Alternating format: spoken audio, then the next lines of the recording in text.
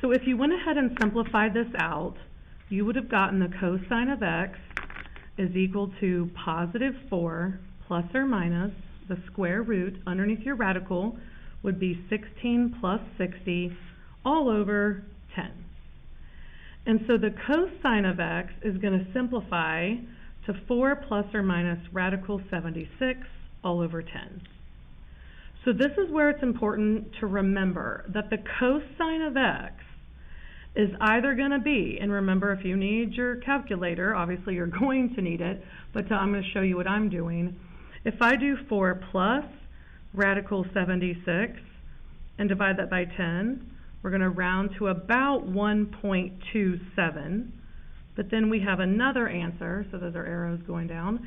Now let's do 4 minus radical 76, divide by 10, and that is negative 0.47.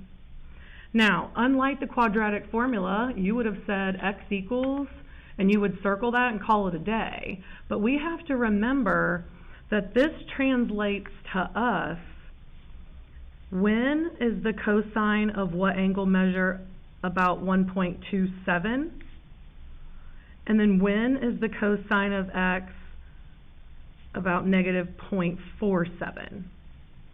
Now, with our history, you should know that this one not going to happen, because we know that in our cosine graph, even on the front of our page that we went over, the highest it goes is a 1. So this will not happen. Now, this is where we kind of can do what we did up above, where if we're trying to figure this out, this is not one of those known measures like radical 3 over 2 or a half like in our unit circle. So we're going to solve this by taking the inverse cosine of both sides. So x is equal to the inverse cosine of negative 0.47.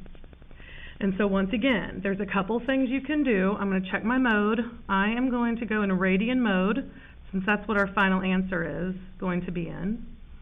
And I'm going to do the inverse cosine of negative 0.47, and that is about 2.06 radians. So one of our answers is going to be about 2.06 radians. Now let's think about what our other answer could be. So I'm going to draw our unit circle. And if we think about it, we have 0 or 2 pi over 2. Now because we're in radians, this one is similar to what we did up above. But pi is about, remember, 3.14 radians. And pi over 2 would be 3.14 divided by 2, which is about 1.57. So if you're trying to figure out where is this 2.06 angle measure going to be, isn't that going to be right here in quadrant 2? So here's our angle, but remember, we're going from there to there. So this represents 2.06 radians. Now, if you're still like, oh my gosh, I don't understand that radian stuff because it's a decimal, it's not exactly pi, then go to degree mode again, and let's do it again. Instead of doing, it's still in my calculator, now that I'm in, we're going to do the same thing, but my calculator is in degree mode, and that means it's 118 degrees. So, well, that makes sense. Exactly. If this is 90, that's 180. So this is about 118 degrees. Now, I want your answer in radians, but if that tends to help students, sometimes it does, okay? Now, we do have one more answer. Here's why. Remember, we're trying to solve when is the cosine of what angle? Negative. Well, all students take calculus. So our cosine is going to be negative here and here. So what happens is we need to figure out this reference angle, though. Because this reference angle is the same angle we're going to need to help us find our answer in quadrant 3. So if you think about what that reference angle would be, well, if from here to here is pi, or 3.14, let's take away 2.06. So pi, or 3.14, minus 2.06 is 1.08 radians. So this is 1.08, which means our reference angle is the same. So in order to find this, all you have to do is say, okay, this was 2.06 radians. This would get you to pi.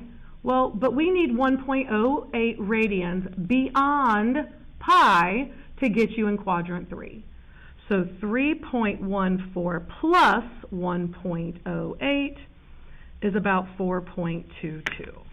And so therefore, your two answers are 2.06 radians and 4.22 radians. And once again, if you'd rather do degree mode and then do the mode for radians, if it helps you to understand where you are in degrees, do what works for you. Once again, I'm not going to give you 20 of these. I think I'm only going to give you, I think, a couple on your assignment to make sure you're with me. Okay? All right, that's a wrap.